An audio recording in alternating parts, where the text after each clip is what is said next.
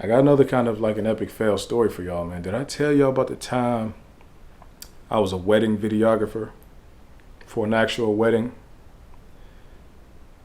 Let me just give you a brief rundown of what was going on, right? So about 10 years ago, I'm doing my cameraman thing. I did rap videos, I did photo shoots and all that type of stuff. So I'm like, you know what? It's time for me to take the next step up and get bigger money.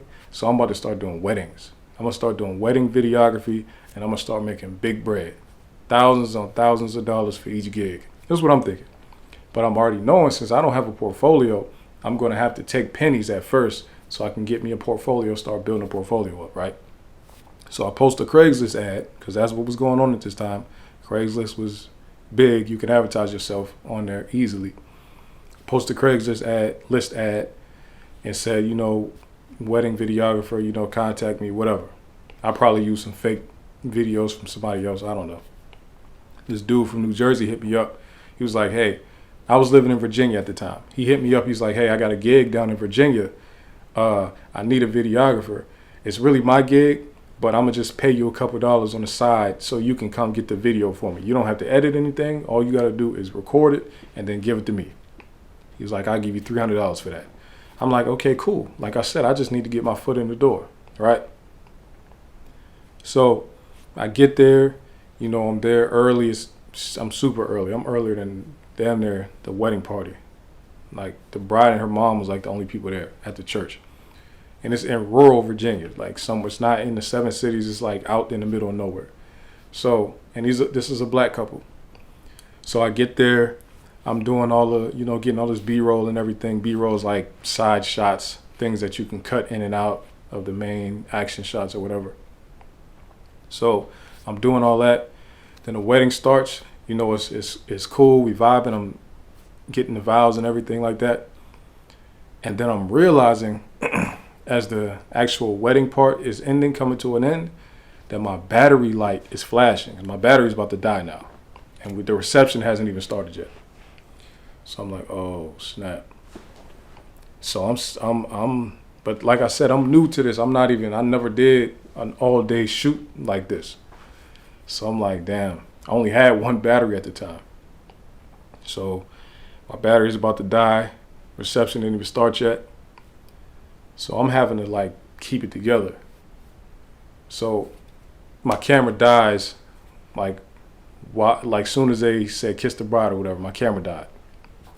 So then I have to go sneak off somewhere and charge my battery, at the reception hall. I had to go to the reception hall, charge my battery as much as I could before anybody saw me, especially the guy who hired me, before he saw me, anything like that.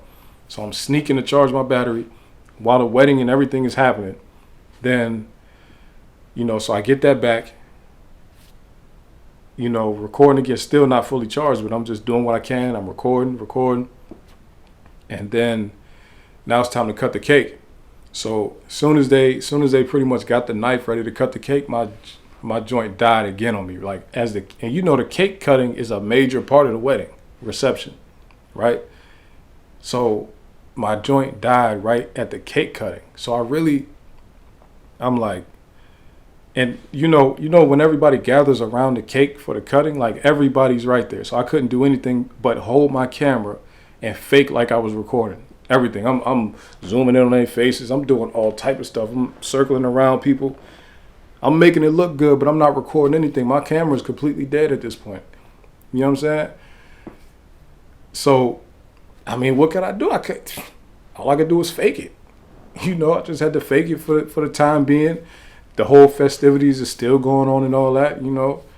I had to sneak off again and plug my battery back in, and by the time I got back, Cupid Shuffle was happening and all that, so I was able to record that. But I missed a couple key elements of a wedding. You know what I'm saying? And I never even, man, I snuck out of that wedding, man. I didn't even want to tell the guy.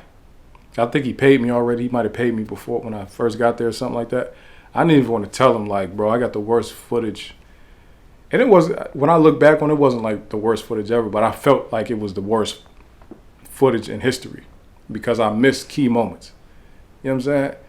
So I'm like, I just snuck up out of there, man. I got low while while the reception was kind of still going on a little bit. I'm like, man, I'm out of here.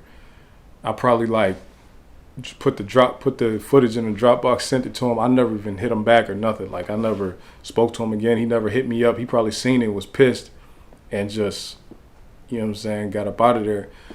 You know, needless to say, I never did another wedding after that. You know what I'm saying? I probably could have done some weddings, but I was like, damn, I messed them people's footage up, yo. I really did. I didn't have stabilizers, anything. Like, it was shit. This was crazy. You know what I'm saying? Like, the footage that you get when you shoot music videos versus what you do in a wedding setting is like not even in the same realm. You understand what I'm saying?